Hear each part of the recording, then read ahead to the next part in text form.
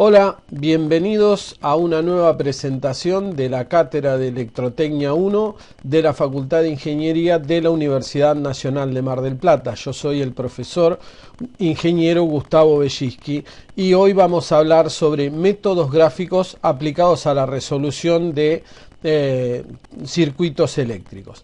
Muy bien, los temas que vamos a ver para irlos desmenuzando son resistencia de carga versus recta de carga, las resistencias en serie, las resistencias en paralelo y su forma de graficarse, la resistencia equivalente, el concepto de resistencia equivalente en términos gráficos, los generadores ideales y generadores reales y circuitos equivalentes. Todos estos temas los vamos a tratar en el presente video, así que ya comenzamos a tratar el primer tema, que es resistencia versus recta de carga. Cuando nosotros teníamos un circuito serie común de estos que mostramos aquí a la derecha, podemos graficar la resistencia. Estamos acostumbrados a un gráfico tensión-corriente donde la resistencia es una recta que parte del 0,0, es decir, para la tensión 0 hay corriente 0 y para la tensión N habrá corriente N dividido el valor de la resistencia. Esto es la ley de Ohm, aplicación de la ley de Ohm. Ahora, ¿cómo se comporta una fuente real? Como por ejemplo, supongamos que en este caso la fuente es de 12 volts y los 2 ohms que tiene puestos en serie son su resistencia interna, no una resistencia agregada, sino la resistencia interna de la fuente. En este caso, nosotros podemos graficar la tensión y la corriente de la siguiente manera. Lo habíamos explicado en el video anterior. Si tomamos en cuenta que la resistencia interna es de 2 ohms, cuando se ponga en cortocircuito esta fuente, es decir, cuando entre el borne superior y el inferior haya un hilo conductor nada más, en ese caso va a producirse una corriente que no va a ser infinito, como sería en el caso de que la resistencia interna fuera 0 ohms, sino que va a ser un valor determinado, que va a ser en este caso, obviamente, 12 dividido 2, o sea 6 amperes. Desde los 12 volts, que es la tensión que habría si los dos bornes, el superior y el inferior, estuvieran abiertos y sin nada conectado, 12 volts sería lo que uno mediría con un voltímetro perfecto, hasta los 6 amperes, la corriente que se produce cuando la resistencia de carga es nula, es decir, cuando tenemos un cortocircuito entre bornes, como dijimos, va lo que llamamos la recta de carga. Esta es la recta de carga representativa de un circuito cualquiera. Obviamente puede tener la fuente de tensión y la resistencia interna, pero también podría haber un montón de otras cosas que participaran de esto, y entre bornes externos siempre se va a comportar de esta manera. Es decir, cuando esté a circuito abierto voy a medir la tensión que tiene, cuando esté en cortocircuito voy a medir la corriente que le pasa. Entonces, entre esos dos puntos de funcionamiento extremos va a funcionar el circuito en cuestión que yo estoy analizando. En nuestro caso en particular, ya que consideramos la resistencia de 2 ohms como resistencia interna de la fuente, vamos a decir que los 6 ohms y los 4 que están en serie con esta son nuestra carga. Y para eso vamos a representar la recta de carga, que lo que uno hace habitualmente es decir, para 1 ampere, ustedes recuerden que todas las rectas las rectas representativas de la resistencia de carga, no es la recta de carga, es la recta representativa de la resistencia de carga. La forma más fácil de trazarla es C, que pasa por 0,0, y después en la corriente 1 ampere pasará por el número del valor de la resistencia, es decir, en este caso son 10 ohms que yo tengo en total. La resistencia representativa de la recta representativa de la resistencia de carga pasará por 0,0 y por el punto 1 ampere 10 volts. En este caso, que es esta recta verde que se ve acá. El cruce entre la recta de carga, que es la que representa a la fuente real en serie con su resistencia, y la resistencia de carga, produce un punto de funcionamiento un punto de equilibrio, un punto de funcionamiento que define el funcionamiento del circuito. En este caso justo, digamos, esta recta está justo cortando en 1 ampere, porque si ustedes se dan cuenta, 6 más 4 más 2 son 12 y la corriente que va a circular por este circuito es de 1 ampere. ¿Qué pasa si yo eligiera, por ejemplo, como resistencia interna los 6 ohms y no los 2, sino los 6, y pienso que 2 más 4 son la resistencia de carga? Bueno, se produce una recta de carga diferente, la resistencia de carga también difiere, pero el punto de funcionamiento sigue siendo 1 ampere. La corriente obviamente tiene que ser 1 ampere, porque no puede ser que por elegir yo un punto de funcionamiento diferente, digamos una resistencia interna diferente, se produzca un punto de funcionamiento distinto, porque diríamos que la ley de Kirchhoff va a cambiar con cada resistencia interna que yo tenga, y no puede pasar eso. Lo mismo obviamente si yo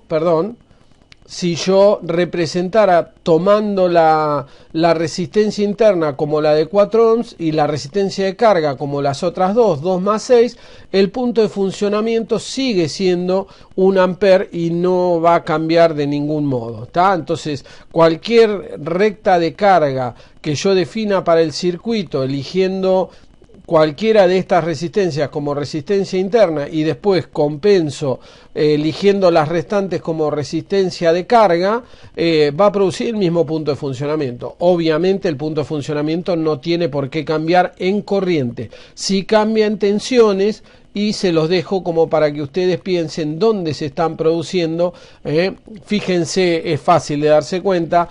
Si ustedes miran este punto de equilibrio, por ejemplo acá en el tercer caso, la resistencia interna es 4 ohms, pasa a 1 ampere, como dijimos, y fíjense que desde el punto de equilibrio hasta el punto extremo hay justamente 1, 2, 3, 4 volts, que es lo que cae en esta resistencia de acá. En este caso la resistencia interna es 6 ohms, y fíjense que desde el punto de equilibrio hacia los 12 volts hay 6, y en este caso desde donde la resistencia interna es 2 volts, es 2 ohms, fíjense que desde el punto de equilibrio hasta los 12 hay justamente los 2 volts que caen. O sea, ahí se define claramente cuál es el concepto de punto de funcionamiento. ¿Estamos? El resto de la tensión está disponible para el circuito, pero la resistencia interna es lo que provoca la primera parte de la caída, o la última, depende cómo la vean, digamos, la caída en la extrema derecha del punto de funcionamiento. Vamos a ver cómo trabajamos, aunque ya vimos cómo trabajamos con una conexión en serie, pero en este caso vamos a hacer uso del concepto de fuente ideal. Vamos a ver, digamos, vamos a suponer que la fuente de 9 volts no tiene en serie resistencia interna, sino que la fuente es de 9 volts, en cuyo caso esos 9 volts no van a tener una recta de carga inclinada, sino que van a tener una recta que va a ser paralela al eje de corrientes, ¿está? Porque los 9 volts van a estar siempre presentes para cualquier valor de corriente que haya.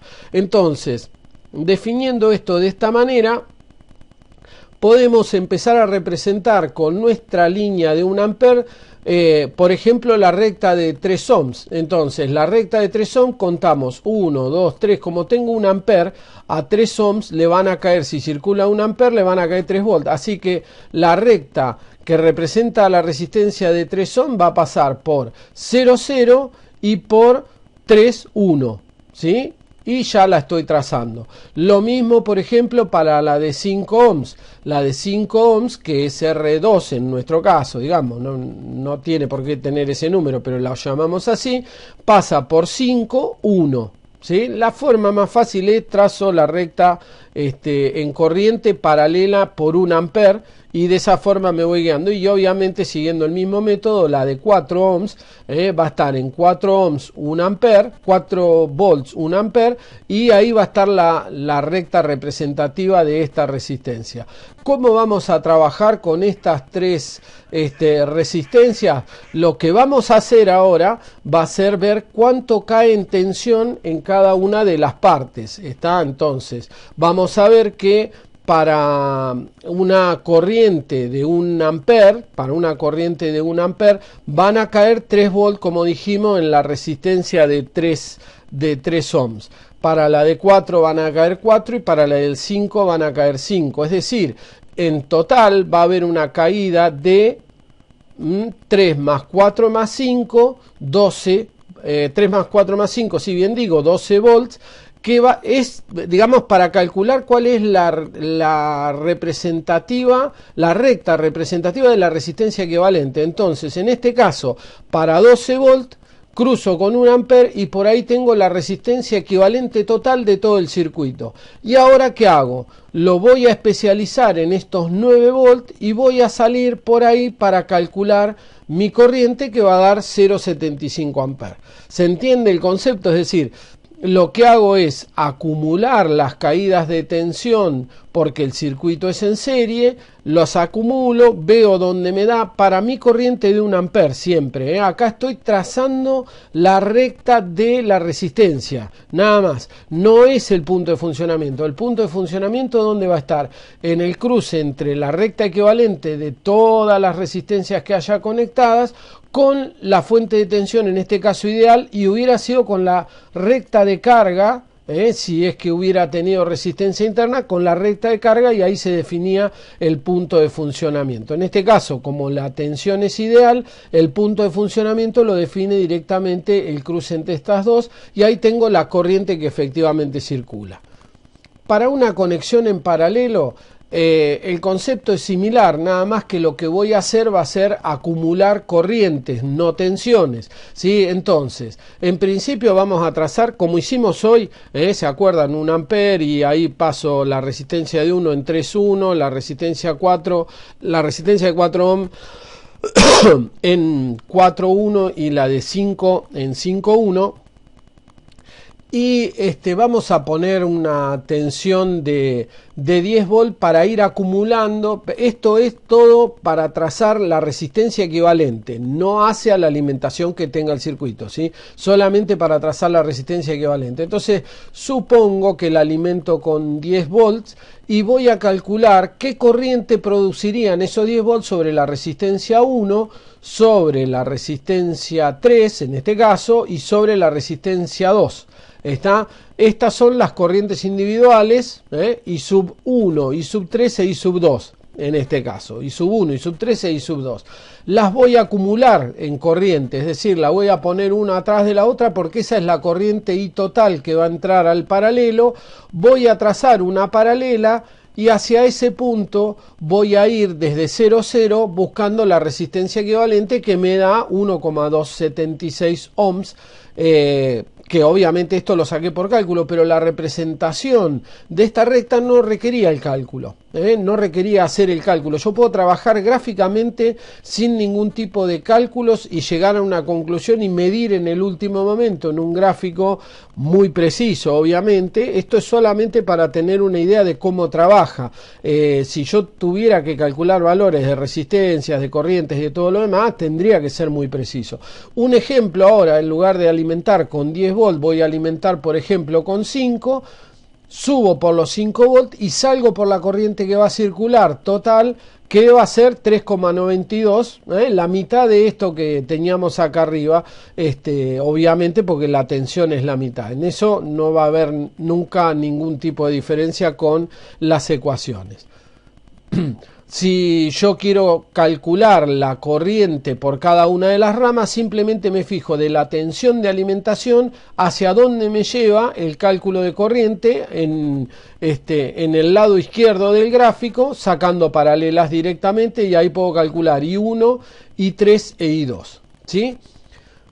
Nota importante a tener en cuenta: cuando yo estoy con este gráfico y estoy alimentado en tensión, cuando yo estoy alimentando con tensión, funciona tal como nosotros dijimos, o sea, tengo la corriente total si entro con la tensión de alimentación, y tengo las corrientes individuales I sub 1, I sub 3 e I sub 2 en cada uno de los casos. Pero ¿qué pasará si la fuente, cambiará algo si la fuente de tensión no es la que alimenta? Bueno, hay que tener cierto cuidado. Vamos a ver cómo se trabaja gráficamente con esto, porque uno puede meter mucho la pata en esta parte. Supongamos que alimentamos ahora con un generador de corriente, no con un generador de tensión, con un generador de corriente. Entonces, en este caso, sería tentador entrar con la corriente que tiene el generador, con I,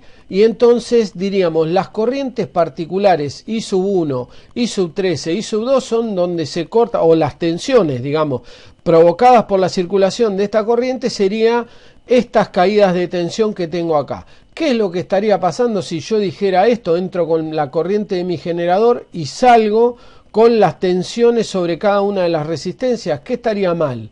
Y que las resistencias están todas a la misma tensión, todas al mismo potencial. Esto de ninguna manera puede ser así. Entonces, ¿cómo funciona? Bueno, se puede hacer si uno lo hace correctamente. Entonces, lo que hace es, con la tensión, con la corriente del generador, calcula, deduce del gráfico la tensión del paralelo. Una vez que tengo la tensión del paralelo, esa V sub P que aparece ahí, voy calculando I sub 1, I sub 3 e I sub 2. ¿Sí? Así está correctamente deducida. De la manera anterior, no. Bien. Sigamos con resistencias equivalentes y ahora el principio de superposición. Es decir, ¿se puede hacer una resistencia equivalente de un circuito más complicado y encima con más de una fuente? Bueno, en realidad sí, porque podemos aplicar el principio de superposición, que ya comentamos en otro video y que si no, bueno, es parte de la cursada, del conocimiento de la cursada.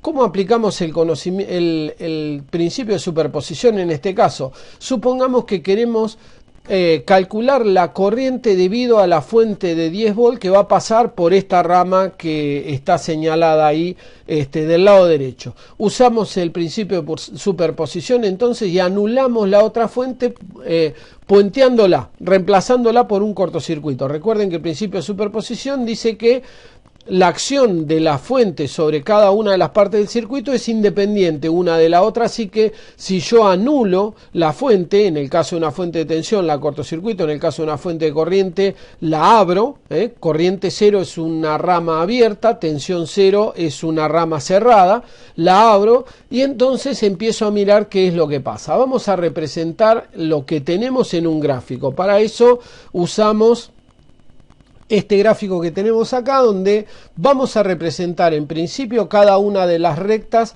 que representan otra vez cada una de las resistencias presentes. En principio la resistencia 1, otra vez, para 1 amper la hago pasar por 2 volt porque la resistencia 1 es de 2 ohms. Entonces la hago pasar por estos 2 volt. La otra resistencia que hay es una resistencia de 4 ohms que está en dos lugares. Ahora vamos a ver cómo la tratamos, pero la representamos una sola vez, no necesitamos representarlas dos veces. Entonces para 1 amper pasa por 4 volt y ya tenemos, siempre desde 0, 0, tenemos representada la recta de la resistencia de 4 ohms. Me falta la de 10, que la represento obviamente otra vez por 1 amper o por 10 volt 1 amper si ustedes quieren, y empezamos a ver cómo tratamos la resistencia equivalente. En principio tenemos que observar que del lado derecho en serie con la fuente hay dos resistencias en serie, una de 10 y una de 2 ohms. Esas dos se van a sumar, así que lo que vamos a hacer es sumarla. Podemos sumarla gráficamente o podemos decir, bueno, 10 más 2 son 12, pasa por el punto 1, 12 y ya está. No habría ningún tipo de problema como para representarlo, ¿sí? Acá la tengo, ¿sí? La resistencia derecha esta pasa por el punto 1,12, ¿ven? como estaba. Se me subió con anterioridad, no debió, pero ya que estamos la aprovecho. La resistencia que tengo a la izquierda, que también es una serie de dos resistencias, 4 y 2 son 6, así que pasa por el punto 1,6, o debería pasar, ahí no está exacto, pero bueno, es el problema de representarlo en PowerPoint. Después ustedes lo pueden hacer perfectamente en un papel milimetrado, sin ningún tipo de problema, y tengo representada esa rama. Ahora viene el tema.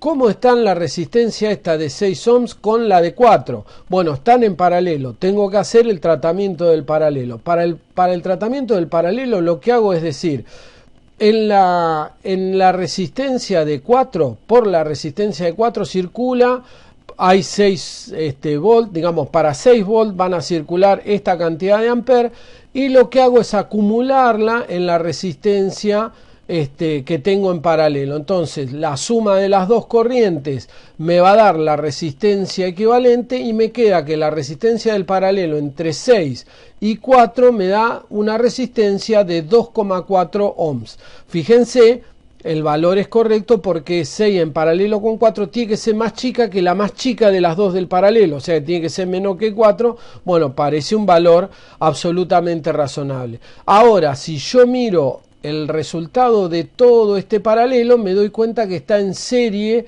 con la otra resistencia que veía la fuente de 10 volt en serie con ella. O sea, estos 12 más estos 2,4 se suman, y yo lo puedo representar yéndome, 12 más 2,4 son 14,4. Trazo una vertical en 14,4 acá en línea celeste, y por el punto 1 ampere 14,4 hago pasar la resistencia equivalente que ve la fuente de 10 ohms, ¿sí? O sea, esta resistencia que ve la fuente de 10 ohms de 14,4 me da la recta que ve la fuente, la resistencia equivalente que ve la fuente. Y ahora, para hacerla funcionar, digamos entre comillas, para que funcione, la pongo en 10 volt. O sea, tengo que accionar subiendo hacia la resistencia con mi tensión de alimentación, y voy a salir ahí con el valor de corriente que va a circular donde estaba esta línea roja así, que es justamente 0,69 amperes. ¿Se entiende? Es un proceso largo por ahí, un poco complejo, pero me produce el resultado exacto, sin ningún tipo de problema, y me permite ver qué sería lo que pasaría si se pone en cortocircuito alguna de las resistencias. Entre paréntesis se lo dejo como para que ustedes lo piensen. Supongamos que una resistencia se pone a valor 0. ¿Cuál sería la circulación de corriente entonces en cada uno de los casos si la resistencia tiene valor 0? O si tiene valor infinito, digamos, se abre. ¿Cuál es la representación en forma de gráfica de una resistencia infinita? ¿Cuál es la representación en forma gráfica de una resistencia 0? Se lo dejo para que lo piensen, si no ustedes después me lo consultan. Ningún problema, yo les doy la respuesta. Un detalle importante que vamos a ver a continuación con respecto a esos 0,69 amperes que obtuvimos de corriente sobre la fuente de 10 volt, porque me podría interesar calcular me va a interesar sin lugar a dudas qué corriente va a circular sobre las ramas en paralelo. Vamos a ver cómo hacemos en este caso. Bueno, nos ponemos otra vez en situación, volvemos a dibujar nuestro gráfico, y ahora vamos a mirar con atención estos 0,69 amperes. Los 0,69 amperes entran acá al nodo superior, al nodo que está en el medio superior, entran 0,69 amperes y ahí se dividen en el paralelo. Pero yo puedo decir que esos 0,69 pegan en el paralelo, que es 2,4, y entonces salen con una tensión de 1,66. Se puede deducir haciendo 0,69 por 2,4 y me da el valor, o directamente sacarlo del gráfico. Y si yo quisiera saber cuánta corriente pasa por la resistencia de 4 ohms, bueno, lo que hicimos hoy, salgo donde corta la resistencia de 4 ohms, salgo hacia la izquierda y ahí mido y obtengo que me circulan 0,42 amperes, y busco el otro componente que son 6 ohms de la rama del lado izquierdo, busco el valor y ahí me da 0,27 amperes. ¿Se entiende? Puedo tener también las corrientes de rama debido a esto. Si yo quisiera completar el cálculo, esto es solamente, digamos, la gráfica que corresponde a la fuente de 10 volts que está ubicada del lado derecho. Tendría que poner este cortocircuito ahora en la fuente de 10 volts y hacer todos los cálculos de nuevo para la fuente de 12. Se los dejo como ejercicio si lo quieren hacer. No quiero ser tedioso en el video, puede resultar un ejercicio interesante, pero por ahora estamos interesados en otra cosa.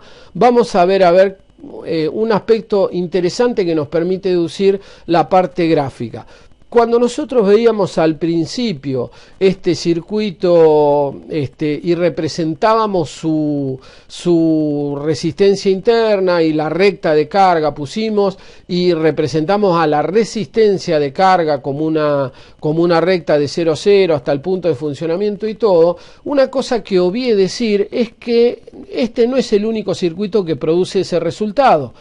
Hay que tener en cuenta que, por ejemplo, este circuito, es decir, 6 amperes, fíjense los 6 que tienen en la parte izquierda en el gráfico arriba, 6 amperes, y los dos son de resistencia interna, pero ahora puestos en paralelo, no en serie con la fuente de corriente, sino en paralelo, y los 6 y 4 ohms que quedan en serie ya desde el principio, representan en realidad la misma gráfica que la gráfica anterior.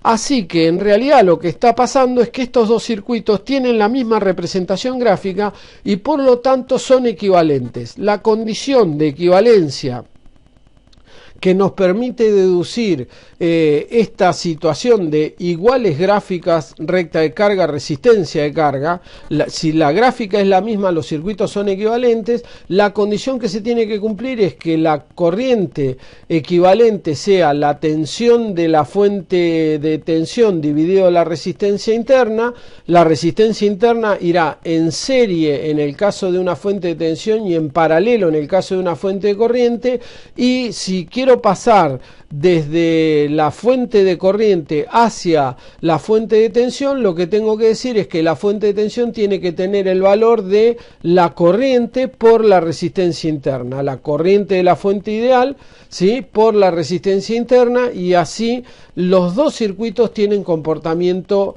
equivalente. Para dejarlo en claro, una fuente de tensión en serie con una resistencia, ¿sí?, es absolutamente equivalente con una fuente de corriente en paralelo con la misma resistencia, con tal de que la corriente que circula por el generador sea la que se produciría si yo pongo en cortocircuito los bornes de esta fuente real, ¿sí?, o del otro lado, que la tensión que yo tengo que poner en el generador de tensión sea el producto de la corriente del generador de corriente multiplicada por la resistencia interna. Todo esto va a producir una única representación gráfica del circuito en términos de recta de carga, resistencia de carga, y las condiciones son estas que se ven acá. Una cuestión importante a detallar es que los circuitos son equivalentes, pero no son únicos, ¿sí? No son únicos, son mínimos en cantidad de elementos, pero claramente, por ejemplo, un circuito, si yo lo armo así, este circuito de 12 volts con 2 ohms podría estar formado, por ejemplo, por dos fuentes de tensión de 6 puestas en serie con dos resistencias de 1 ohm puestas en serie también, y serían equivalentes, obviamente se comportan igual, y dos generadores en paralelo de 3 sumarían uno de 6, y por ejemplo dos resistencias en paralelo de 4 darían una de 2 y también serían equivalentes. Todos esos circuitos, hay infinitos circuitos equivalentes, ¿sí?, al primero. Lo que sí, los mínimos son estos que tenemos acá. Entonces la equivalencia de mínimo a mínimo es válida, pero no única, ¿sí? La equivalencia de circuito mínimo a circuito mínimo es válida, pero no son las únicas representaciones posibles que dan esta representación gráfica, recta de carga, resistencia de carga. ¿Me siguen? Espero que les haya resultado interesante. Nos encontramos en un próximo video. Muchas gracias.